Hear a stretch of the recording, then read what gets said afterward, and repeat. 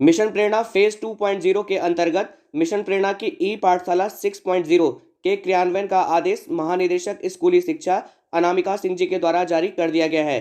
दिनांक 19 जनवरी 2022 के पत्र के माध्यम से मिशन प्रेरणा की ई पाठशाला 6.0 के क्रियान्वयन की कार्यवृत्ति जारी कर दी गई है। इस पत्र के आधार पर विभिन्न जनपदों में जिला बेसिक शिक्षा अधिकारी कार्यालय स्तर से भी क्रियान्वयन के संबंध में पत्र जारी हो रहे हैं। इसी क्रम में वाराणसी जनपद के जिला बेसिक शिक्षा अधिकारी डॉक्टर राकेश सिंह जी के द्वारा निर्गत पत्र के आधार पर हम आपको बताना चाहेंगे कि आप इस कार्यक्रम के क्रियान्वयन किन बिंदुओं के आधार पर करेंगे, अर्थात अब विद्यालय में पठन पाठन से संबंधित कौन कौन से कार्य करने होंगे। इसमें पूरे प्रदेश में सभी परिषदीय विद्यालयों द्वारा जो सबसे पहला कार्य किया जाना है वो है शैक्षणिक सामग्री का प्रेषण। इसके अंतर्गत जो सबसे पहला कार्य किया जाएगा वो ये है कि ई पाठशाला के संचालन हेतु राज्य स्तर से कक्षावार एवं विषयवार शैक्षणिक सामग्री व्हाट्सएप ग्रुप के माध्यम से प्रेषित की जाएंगी, जिसे शिक्षक द्वारा प्रेरणा साथी अभिभावकों के व्हाट्सएप ग्रुप पर साझा किया जाएगा। पहले की तरह जो आपने कक्षावार व्हाट्सएप ग्रुप बनाए हैं तो ई पाठशाला के संचालन के लिए राज्य स्तर से जो सामग्रियां प्राप्त होंगी उन व्हाट्सएप ग्रुप पे आपको भेजना होगा। साथ ही साथ आपको प्रेरणा साथी को भी उस व्हाट्सएप ग्रुप से जोड़कर इन कंटेंट्स को भेजना होगा। इसमें जो दूसरा कार्य करना है वो ये है कि प्रत्येक शनिवार को व्हाट्सएप के माध्यम से साप्ताहिक क्विज प्रतियोगिता संबंधी सामग्री प्रेषित की जाएगी। पूर्व की भांति मिशन प्रेरणा की ई पाठशाला 6.0 में हर शनिवार को साप्ताहिक क्विज का लिंक जारी किया जाएगा और प्रेरणा साथी की मदद से आपको यह क्विज संचालित करवानी होगी। इसमें जो तीसरा कार्य करना है वो ये है कि राज्य स्तर से प्रेषित शैक्षणिक सामग्री के अतिरिक्त शिक्षकों द्वारा भी विषय पर आधारित शैक्षणिक सामग्री प्रेरणा साथी एवं अभिभावकों के माध्यम से बच्चों को उपलब्ध कराई जाए।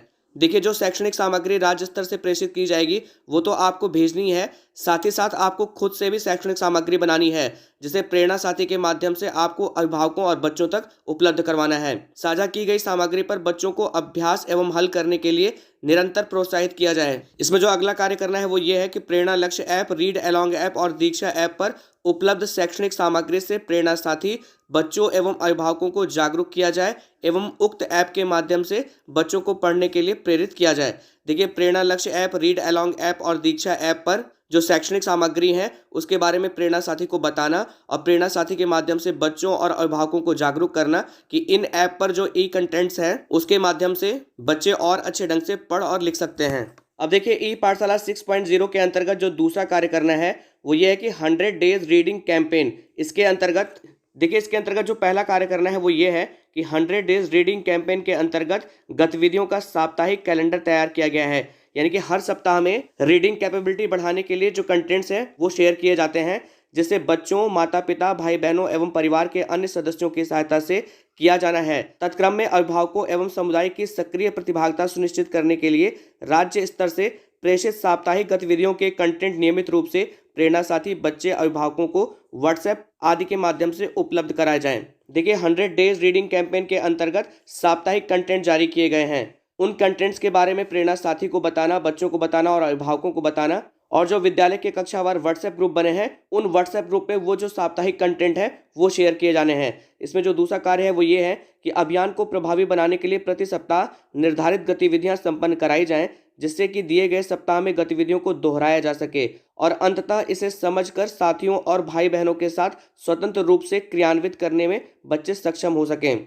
और देखिए, इससे संबंधित एक निर्देश और है कि प्रति सप्ताह इन कंटेंट्स पर आधारित गतिविधियां कराई जाएं, जिनके माध्यम से परिवार में बच्चे अपने भाई बहनों के साथ में इसे दोहरा सकें और स्वतंत्र रूप से इसका क्रियान्वयन कर सकें। इसमें अगला है कि रीडिंग कैंपेन की सामग्री मोहल्ला कक्षाओं के माध्यम से बच्चों एवं अभिभावकों को साझा की जाए। देखिए, आगे इसी कार्यक्रम में हम आपको मोहल्ला कक्षाओं के बारे में बताएंगे। तो देखिए, रीडिंग कैंपेन से संबंधित जो सामग्रियां हैं वो मोहल्ला कक्षाओं में बच्चों और अभिभावकों के बीच साझा करने की बात भी कही गई है। इसमें अगला है कि जनपद ब्लॉक पंचायत स्तर पर कार्यरत स्वयंसेवी संस्थाओं से भी अपेक्षित सहयोग लिया जा सकता है।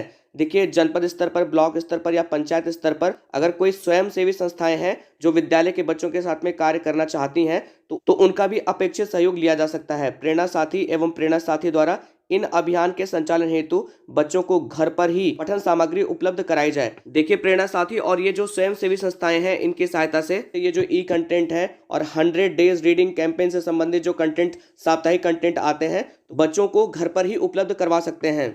ई पाठशाला 6.0 के अंतर्गत जो अगला कार्यक्रम संचालित करवाना है वो है प्रेरणा साथी से सहयोग। यानी कि प्रेरणा साथी से सहयोग किस तरह से लिया जाएगा उसके बारे में लिखा गया है। इसमें पहला पॉइंट है कि प्रेरणा साथी के स्मार्टफोन में प्रेरणा लक्ष्य ऐप, रीड अलोंग ऐप और दीक्षा ऐप इंस्टॉल करने हेतु अनुरोध किया जाए। इसमें दूसरा है कि राज्य स्तर से प्रेषित साप्ताहिक शैक्षणिक सामग्री अपने आसपास ऑब्लिक मोहल्ले के बच्चों को व्हाट्सएप के माध्यम से साझा करने के लिए प्रेरित किया जाए। इसके अंतर्गत आपको प्रेरणा साथी को प्रेरित करना है कि जो साप्ताहिक ई कंटेंट आएंगे उन्हें आसपास के मोहल्ले के बच्चों के व्हाट्सएप ग्रुप में शेयर करना है।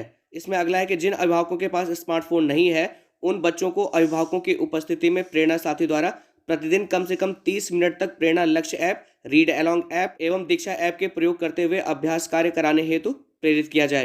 यानी कि जिन बच्चों के पास स्मार्टफोन नहीं है उन बच्चों के अभिभावकों की उपस्थिति में प्रेरणा साथी के द्वारा प्रतिदिन 30 मिनट प्रेरणा लक्ष्य ऐप, रीड अलोंग ऐप एवं दीक्षा ऐप का प्रयोग करते हुए अभ्यास कार्य कराने हेतु प्रेरित करना है। और इसमें अंतिम है कि प्रत्येक शनिवार को आयोजित होने वाली साप्ताहिक क्विज प्रतियोगिता में बच्चों को प्रतिभाग कराने हेतु प्रोत्साहित किए जाने एवं मोहल्ला कक्षाओं के संचालन में भी यथा आवश्यक सहयोग प्राप्त किया जाए।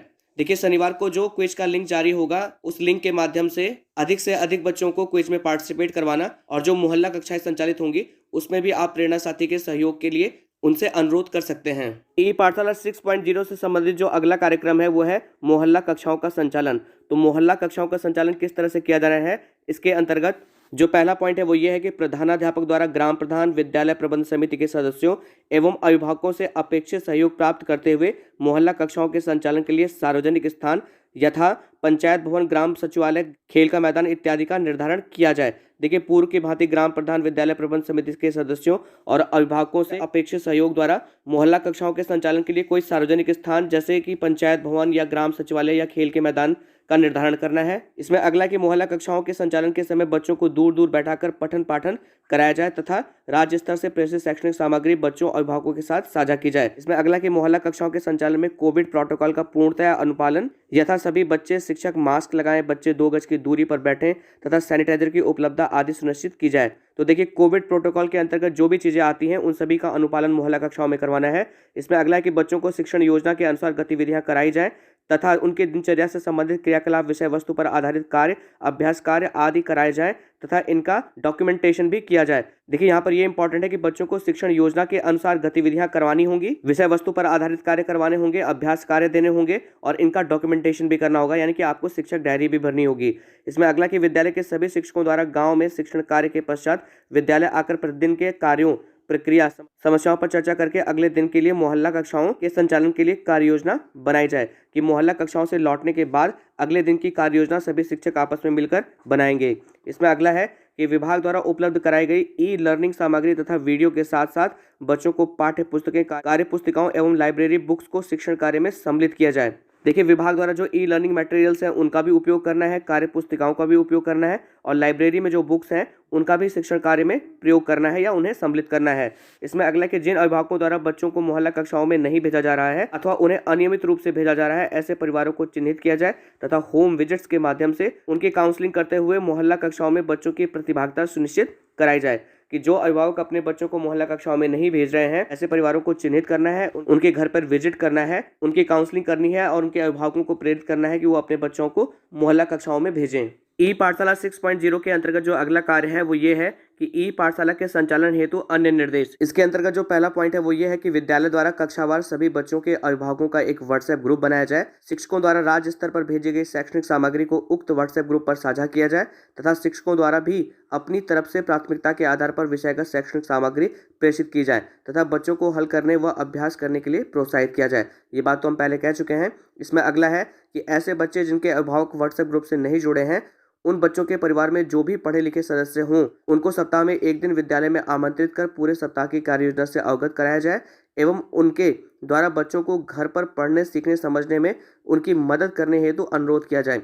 कोविड प्रोटोकॉल, सोशल डिस्टेंसिंग का पालन करते हुए विद्यालय में एक समय में 10 अभिभावकों से अधिक को न बुलाया जाए। देखिए, जिन बच्चों के अभिभावकों के पास स्मार्टफोन नहीं है उन्हें सप्ताह में एक दिन आप विद्यालय पर आमंत्रित करें और पूरे सप्ताह की जो कार्य योजना है उससे उन बच्चों के अभिभावकों को अवगत कराएं और उनसे अनुरोध करें कि वो अपने बच्चों को पढ़ने, सीखने और समझने में उनकी मदद करें। देखिए, कोविड प्रोटोकॉल का अनुपालन करते हुए सप्ताह में जिस दिन आप अभिभावकों को बुला रहे हैं एक समय में 10 से ज़्यादा अभिभावकों को आप विद्यालय न बुलाएं। इसमें अगला कि प्रधानाध्यापक द्वारा विद्यालय में कार्यरत सभी शिक्षकों, शिक्षा मित्रों, अनुदेशकों के मध्य बच्चों का कक्षावार अथवा संख्यात्मक विभाजन सुनिश्चित किया जाए, जिससे कि सभी शिक्षक, शिक्षा मित्र, अनुदेशक द्वारा बच्चों अभिभावकों से संपर्क स्थापित किया जा सके।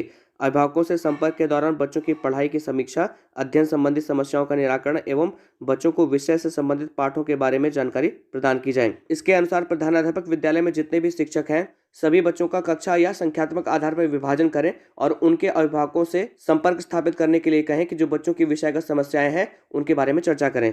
इसमें अगला कि ई पाठशाला के संचालन के माध्यम से यह सुनिश्चित किया जाए कि बच्चे पूर्व में पढ़ाए गए पाठों, कराई गई गतिविधियों को स्मरण रखें और वर्तमान में सीखने की प्रक्रिया से जुड़े रहें। इसलिए आवश्यक है कि सिखाए गए सभी विषयों पर उनका नियमित मूल्यांकन हो। शिक्षकों एवं अभिभावकों के मध्य निरंतर संपर्क बना रहे। बच्चों द्वारा किए गए अभ्यास कार्य को व्हाट्सएप अभिभावकों के माध्यम से चेक किया जाए तथा गृह कार्य का मूल्यांकन कर अभिभावकों से सीखने की प्रगति को साझा किया जाए। देखिए, व्हाट्सएप ग्रुप पर जो बच्चे अभ्यास कार्य भेजेंगे उनका नियमित मूल्यांकन हो और उसके बारे में अभिभावकों से भी चर्चा की जाए। इसमें अगला कि प्रेरणा पोर्टल पर भाषा एवं गणित के कार्यपत्रक भी अपलोड किए गए हैं।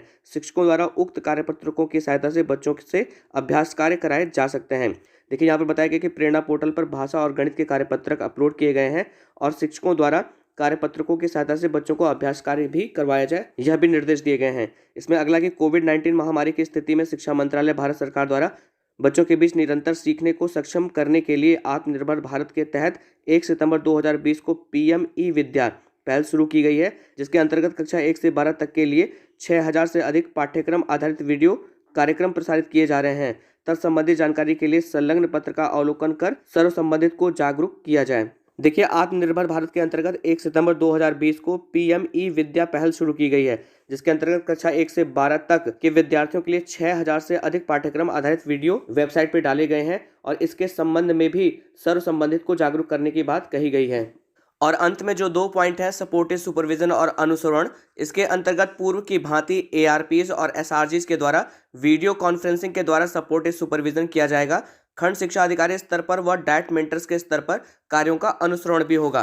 तो मैं आशा करता हूं कि इस वीडियो के माध्यम से मिशन प्रेरणा की ई पाठशाला 6.0 के अंतर्गत जो भी कार्य करने हैं जिसके बारे में इस वीडियो में बताया गया वो आपको अच्छे ढंग से समझ में आगे होंगे। अगर आपको ये वीडियो पसंद आया तो आपसे निवेदन है कि वीडियो को लाइक, शेयर, कमेंट जरूर करें, चैनल को सब्सक्राइब करें ताकि विभाग संबंधित जो और भी महत्वपूर्ण वीडियोज हैं उनकी नोटिफिकेशन आपको प्रॉपरली मिलती रहे।